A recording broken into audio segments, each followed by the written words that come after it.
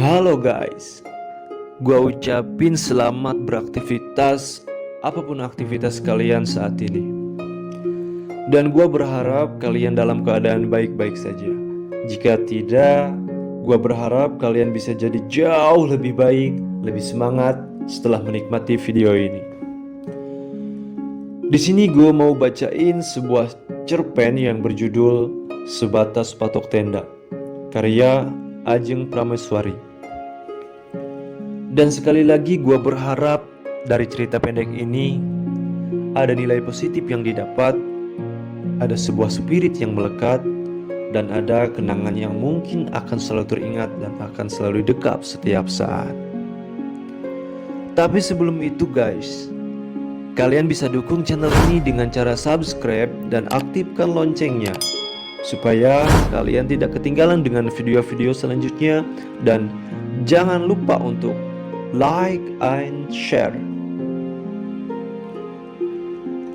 Kisah ini menceritakan tentang seseorang yang menemukan cintanya ketika ia sedang mencari jati diri dalam hidupnya.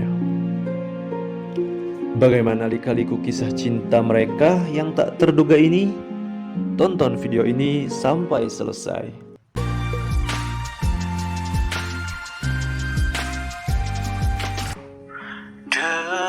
Dengarkanlah suara hati ini, suara hati yang ingin ku rendangkan.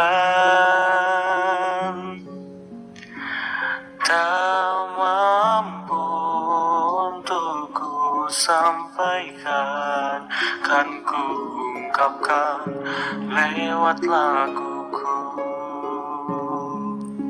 Lagu itu perlahan mengalun di musik playerku.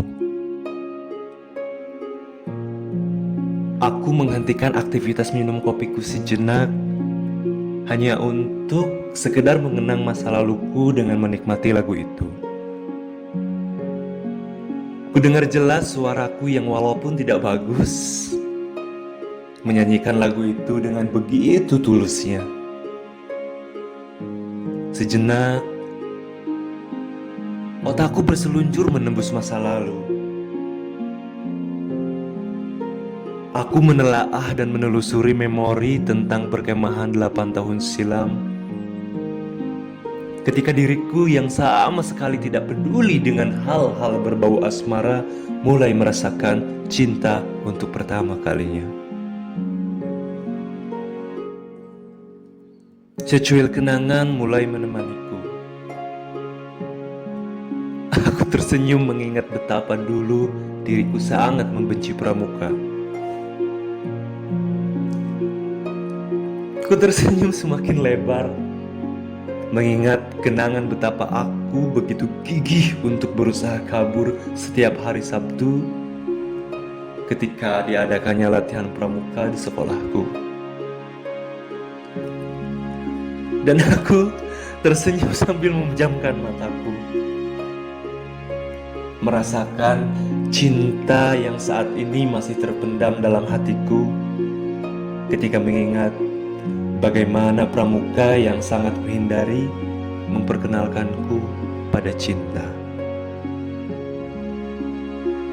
Juni 2008. Namaku Kokos Nusifera.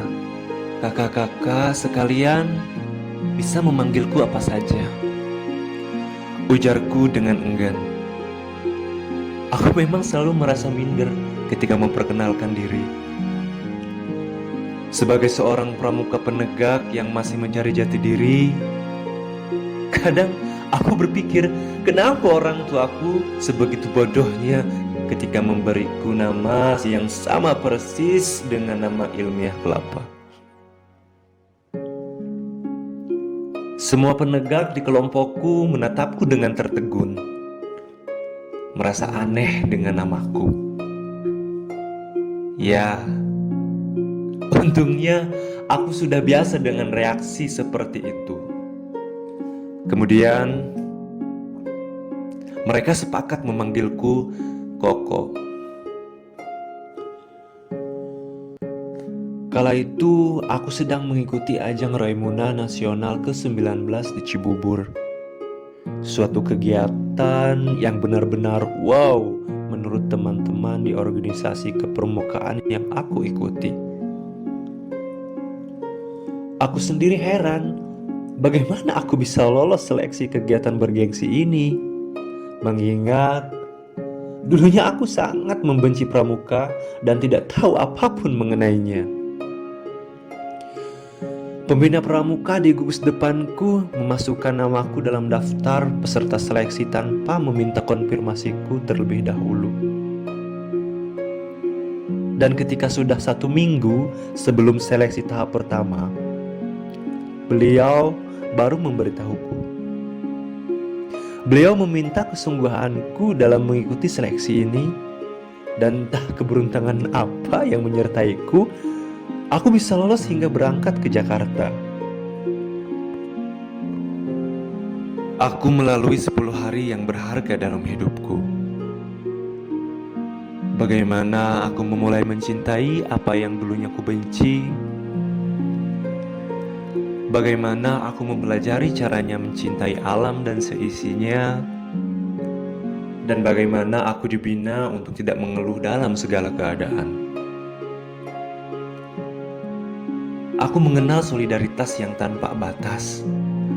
Aku mendapat banyak teman yang sudah menjadi saudara dari berbagai pulau. Dan aku mendapat cinta pertamaku. Kau butuh bantuan? Itulah pertama kali aku mendengar suaranya. Ketika aku tidak bisa melintasi sungai karena kakiku kram, sementara aku harus mengejar ketertinggalanku. Sepatuku sudah penuh dengan lumpur dan aku tidak bisa melangkah. Aku pun berjalan dengan terseok-seok sambil menahan rasa sakit di kakiku. Ia datang kepadaku ketika aku tersandung batu dan terjatuh, mengakibatkan luka baru di lututku. Aku menoleh ke arahnya dan terpana.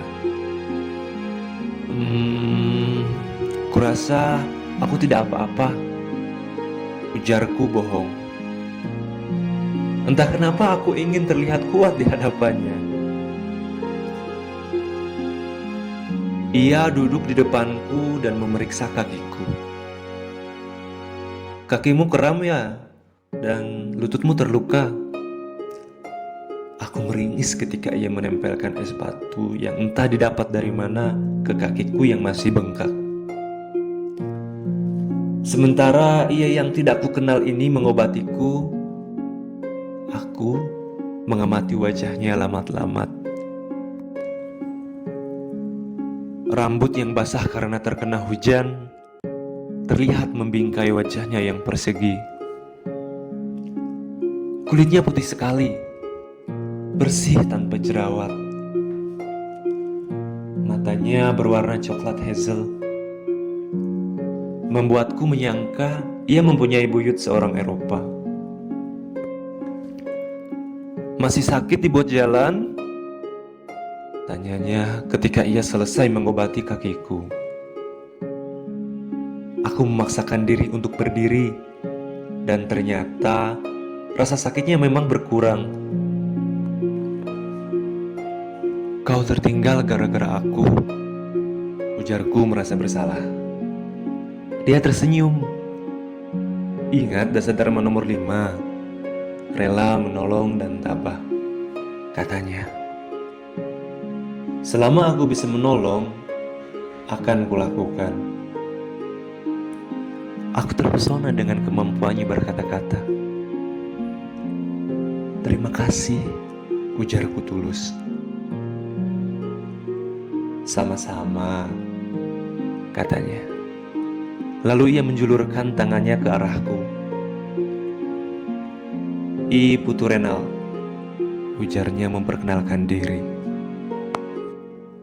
Aku menjabat tangannya. Kokos Nusifera. Ia mengangkat alisnya. Untuk pertama kalinya aku mengharapkan reaksi positif dari seseorang mengenai namaku. Kenapa ya? Ia malah bertanya. Aku mengangguk. Bagus sekali. Aku menghembuskan nafasku yang tanpa sadar telah aku tahan. Aku senang mendengar pujian klasik itu. Terima kasih. Kau bisa memanggilku apa saja. Nusi, panggilnya. Aku menoleh. Untuk pertama kalinya pula, aku menyukai nama panggilan yang diberikan seseorang. Terdengar sangat lucu, menurutku. Ternyata namaku tidak terlalu buruk. Aku suka nama panggilan itu, I, kataku, sembari memberikan nama panggilanku untuknya. I? Tanyanya lalu tertawa. Aku tersenyum, lalu tertawa kecil juga. Kuharap kau tidak keberatan. Oh, sama sekali tidak, tentu saja, ujar I. Aku menyukainya. Malam itu aku tidak bisa terlelap. Di luar dingin. Dingin itu menembus ke dalam tendaku. Sudah 3 hari aku berada di bumi perkemahan Cibubur ini.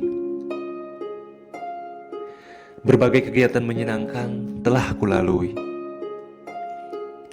Kadang momen satu tim dengan I membuatku semangat dalam menjalani kegiatan itu. Entah kenapa, aku suka ketika I berada di dekatku. Aku berjalan-jalan di bawah kilau bintang-bintang, menginjak rumput-rumput basah khas bumi perkemahan, dan menelusuri satu persatu tenda yang terbangun di sana. Kulihat nyala api menari-nari di kejauhan, membuatku melangkah ke arahnya untuk mencari kehangatan. Ketika aku semakin mendekat, aku mendapati sosok yang kukenal sedang duduk sendirian di sana. I, sosok yang kupanggil menoleh. Sedang apa kau malam-malam begini, Nusi? Tanyanya ketika menyadari sosok yang memanggilnya adalah aku. Aku menghampirinya, memandang ke arah nyala api unggun itu. Aku mencari kehangatan, jawabku dramatis. I menggeser duduknya, mempersilahkanku untuk duduk di batang pohon besar yang telah tumbang itu di sisinya. Aku mencondongkan badanku ke arah sumber kehangatan itu, menggosokkan kedua tanganku lalu menempelkannya di pipi. Kau suka api ya? Tanyanya, membuyarkan konsentrasiku pada api itu. Satu hal yang dulunya tidak kusadari kini terungkap. Iya ya, ternyata aku suka api, jawabku. Api itu ketika kecil membawa kedamaian. Jika terlalu besar, ia membawa celaka, ujar I berfilosofi. Sama seperti cinta, jika terlalu cinta malah membawa rasa sakit, rindu yang berkepanjangan, depresi akut, dan rasa hampa yang kekal.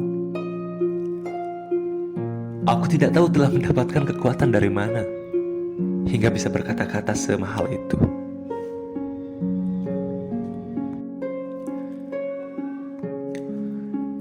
I menoleh ke arahku dan tersenyum, lalu bertanya menggoda, "Cie, Lagi jatuh cinta ya? Wajahku memerah. Entah karena hangat yang menerpaku atau gara-gara ucapan I barusan. Aku tidak tahu apa itu cinta.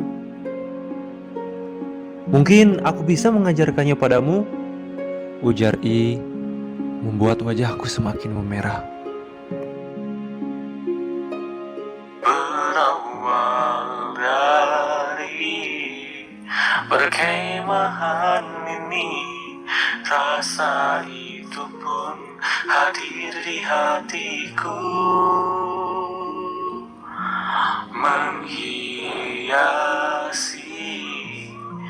relung sukmaku. Cinta bersemi di bumi perkemahan. 2 Juli 2008. Usiaku genap 17 tahun. Katanya, usia 17 adalah ketika kau menjalani masa-masa termanis dalam hidupmu. Masa ketika kau mengenal segala yang belum kau kenal. Masa peralihan dari anak-anak menuju dewasa. Katanya, usia 17 adalah yang paling sakral. Karenanya, tak sedikit remaja berkecukupan di luar sana yang merayakannya secara besar-besaran. 17 tahunku kurayakan di bumi Cibubur ini bersama sahabat-sahabat baruku. Mereka memberiku perayaan ulang tahun yang benar-benar berkesan. Bagaimana dalam satu hari itu, aku merasa sangat apes. Semua yang kulakukan selalu salah. Bagaimana para panitia beserta pemateri ikut-ikutan mengerjaiku. Sampai aku terheran-heran apa yang telah kulakukan sampai mereka memperlakukanku seperti itu. Aku menangis di jalan raya ketika mengetahui I juga mencelaku hari itu. Ia tidak membela aku sama sekali seperti yang kuharapkan. Aku meraung-raung, mogok makan dan berdiam diri di dalam tenda. Memohon-mohon pada panitia untuk diperbolehkan pulang lebih awal karena lelah diperlakukan dengan kejam. Menurutku itu hal kejam, mengingat aku bukanlah gadis yang suka dikasari, dibentak, atau dimarahi. Tetapi bukannya mengizinkanku kembali, mereka malah tambah mengerjaiku. Aku menyadari bahwa mereka tidak benar-benar sekejam itu ketika malam harinya. Pada pesta api unggun, aku mendengar namaku disebut oleh panitia.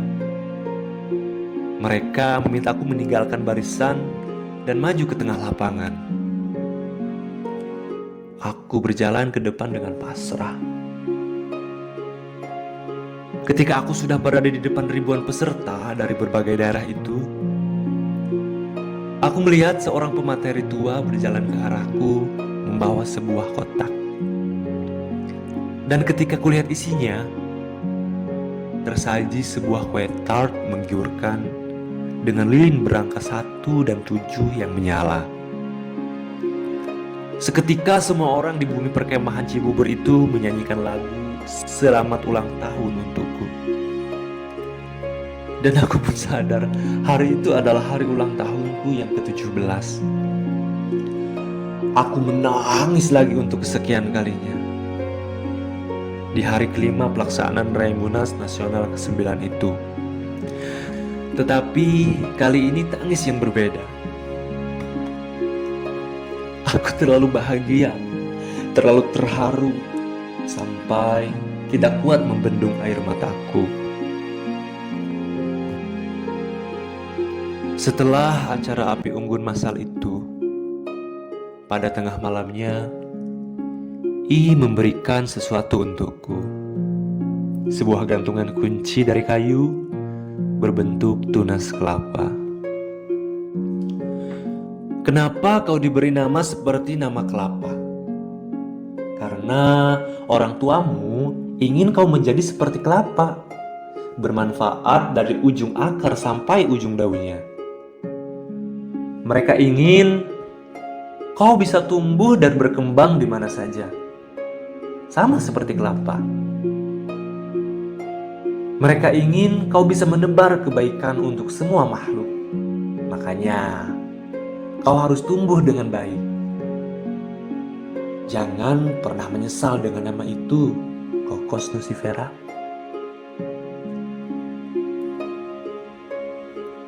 Aku tertegun. I Putrenal, yang bahkan belum lama ku kenal, mampu menjelaskan alasan di balik pemberian nama yang selama ini kuanggap aneh itu. Sekali lagi aku menangis, menyesali kebodohanku karena selalu menghujat kedua orang tuaku yang telah memberiku nama yang sebenarnya syarat makna itu. I merengkuhku, kehangatan tubuhnya menjalar. Bahkan, ia lebih hangat daripada api unggun kecil di depanku itu. Api yang selalu menemani kami setiap malam. Oh, mungkinkah rasa cinta ini akan abadi untuk selamanya? Rasa ini semakin membelenggu, cinta bersemi di bumi perkemahan.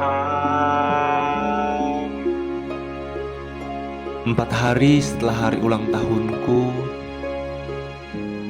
aku masih menikmati malam terakhirku di bumi perkemahan Cibubur. Masih bersama api unggun kecil yang menemani kami di malam-malam sebelumnya. Masih bersama batang pohon tua tempat kami beristirahat melepas lelah. Masih bersama I Putrenal, yang kini kusadari setelah 8 tahun berlalu telah menjadi cinta pertamaku.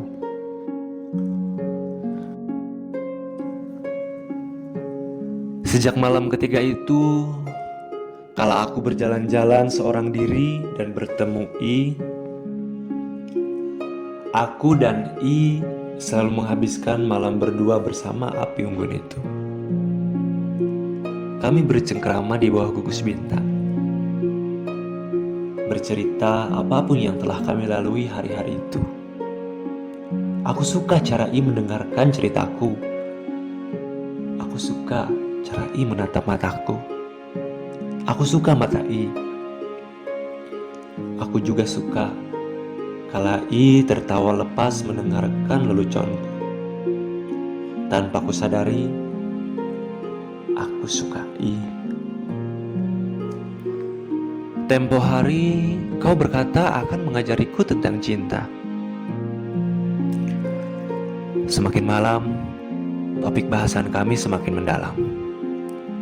Tanpa ragu-ragu, aku berani menanyakan itu kepada I. I menghentikan kegiatannya membakar marshmallow itu. Kemudian menatapku lekat-lekat. Kupikir setelah malam-malam yang telah kita lalui bersama, kau sudah mengenal apa itu cinta.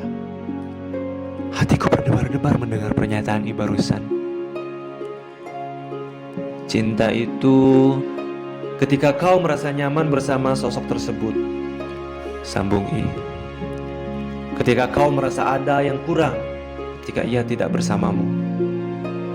Ketika ia hilang darimu, kau merasa hampa. I termenung. Bagiku, itu definisi cinta. Aku menunduk, meresapi kata-katanya. Kini kusadari, aku telah mencintai I. Aku juga merasakannya, Nusi. Seakan bisa mendengar isi hatiku, I mengutarakan perasaannya. Kau tidak bertepuk sebelah tangan. Kemudian I mengeluarkan radio mininya. Ia memasukkan memory cardnya ke dalam slot di radio itu, dan terdengarlah lagu yang mewakili perasaan kami. Kami berdua menyanyikan lagu itu sebatas patok tenda, di bawah naungan bumi perkemahan Cibubur, di atas tanah yang becek, disaksikan oleh api unggun yang seakan ikut menari-nari. Kami menyatakan perasaan kami lewat lagu itu. Akankah cintaku sebatas patok tenda, tenda terbongkar, sayonara cinta. Akankah cintaku sebatas patok tenda, tenda terbongkar, sayonara cinta. Tanpa sadar, aku ikut menyanyikan bagian terakhir lagu itu. Sekarang, aku sudah berusia 24 tahun. Namun, cintaku kepada I Putu Renal masih utuh. Aku masih mencintainya.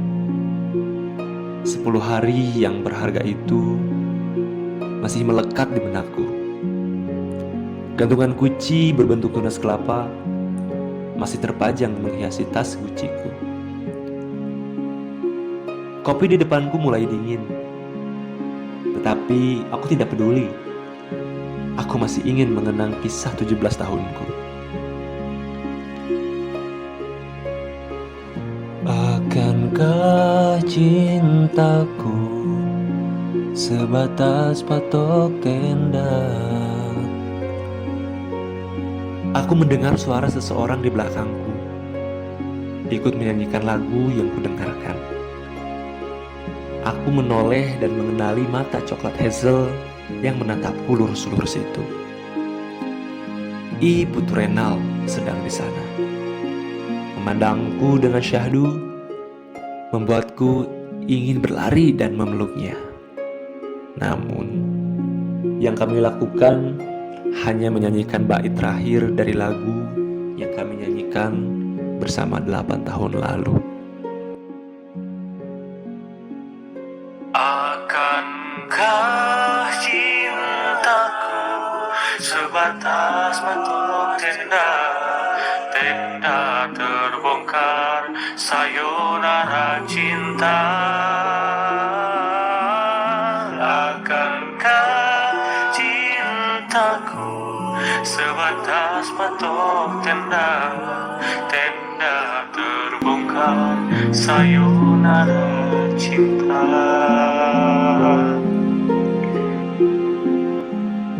Oke guys, tadi gua udah bacain sebuah cerpen sebatas patok tenda. Gimana guys menurut kalian dengan cerita ini?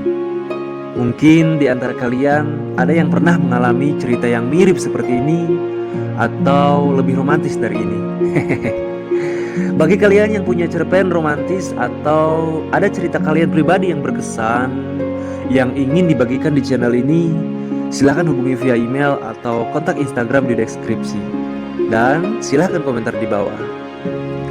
Nantikan cerita menarik lainnya ya di video-video selanjutnya.